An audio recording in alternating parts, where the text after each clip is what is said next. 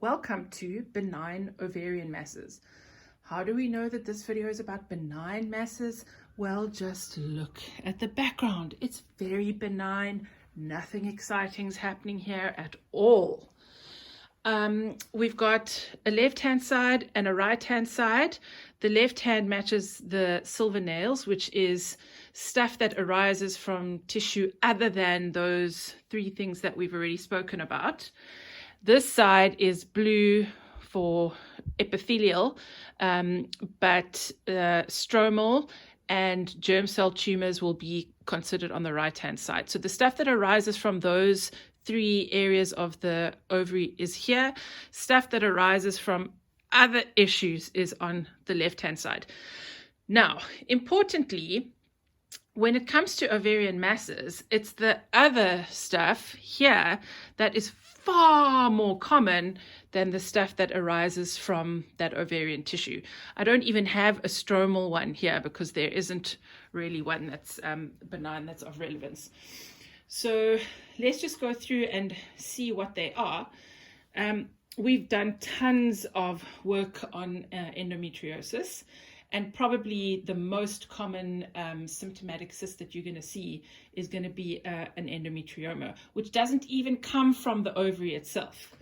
Then we've got our functional cyst. That's a little barbell weight thing. I don't know why that made me think functional, but you got your functional cysts, follicular and luteal.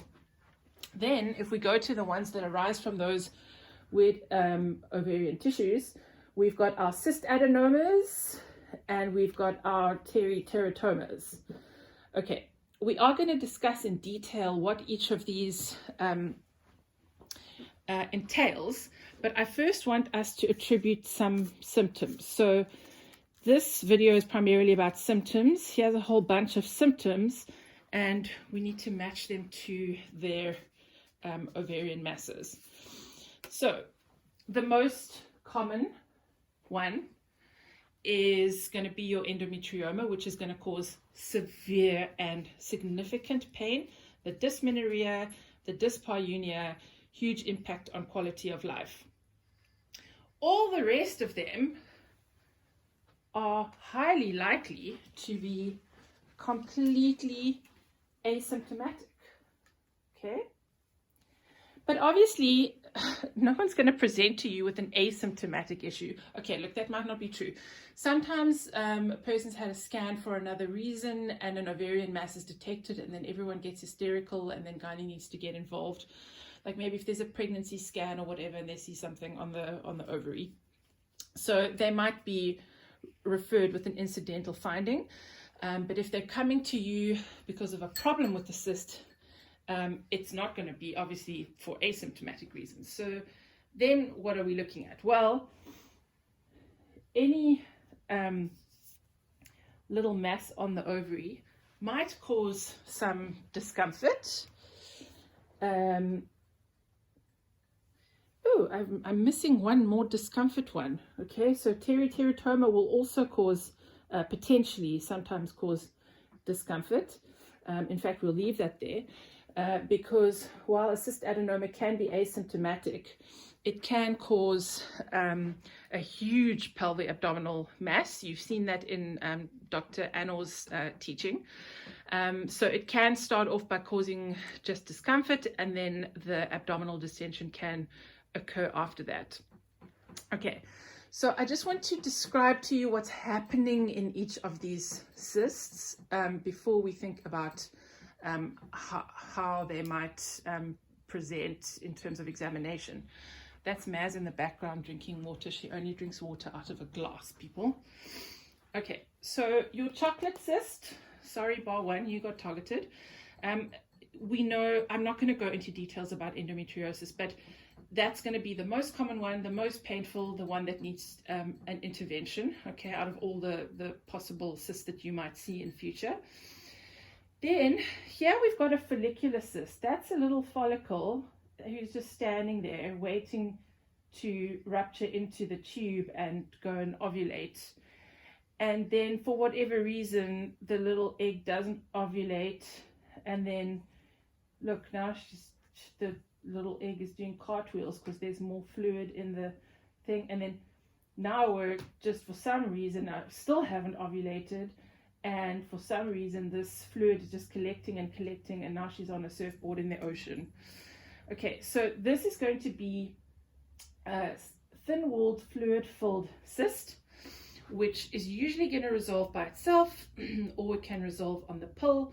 It's usually not something that we need to worry about too much. Then you've got your luteal ones, where the corpus luteum, instead of collapsing and going away like it's supposed to, it again, for some reason, it just starts collecting fluid. It can be when pregnancy occurs, because then the corpus luteum gets bigger. So corpus luteum is also something that is likely to go away by itself and usually doesn't become a problem. We are going to discuss in another video about what the potential complications and issues in these cysts are. Okay, if we go across to our cyst adenoma here, that is just mucin and fluid that is collecting in, it's of epithelial origin, which is why it's got its blue epithelium there. It's just a kind of inclusion cyst that just keeps getting bigger and bigger and bigger and bigger. It is not malignant at all. There are not going to be any features of malignancy, but there's going to be a huge mass arising out of the pelvis that's causing discomfort, pressure symptoms, and things like that. Then we've got our favorite one, Teri Teratoma. Now, here is our little germ cell, right? So Teri Teratoma is a germ cell tumor. He's our favorite because he's lots of fun. There's like hair and teeth and stuff in there. The way I represented Teri here is he's a very mature gentleman. You see he's got gray hair, you know, he's getting on. He's wearing a tweed hat and he's got glasses and he smokes a pipe, so he's quite old. He's very sedate. He's very mature. He's not going to cause any drama. In what I mean is he's not going to be malignant and cause any kind of catastrophes there. He's just chilling. He's not going to cause any progression to cancer or anything like that. He's just sitting there smoking his pipe, reading the newspaper. He's cool. Okay, now what I hope you can see is not on here is polycystic ovarian syndrome. Okay, so here I'm gonna put PCOS as a very big, not on this list of ovarian masses, because yes, while PCOS, you do get lots of little follicles that haven't ovulated, they do not characteristically go on to form these huge dominant follicles. Okay, this is a different kind of pathology to PCOS.